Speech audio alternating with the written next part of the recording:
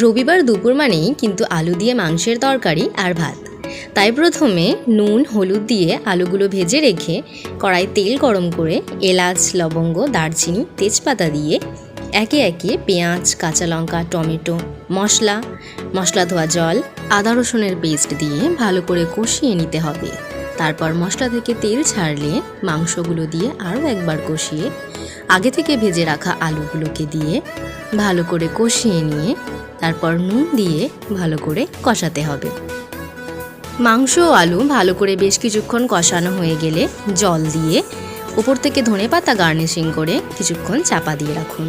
ব্যাস, তাহলেই আমাদের চিকেন রেডি। আমার তো দুপুরটা ভীষণ জমে গিয়েছিল।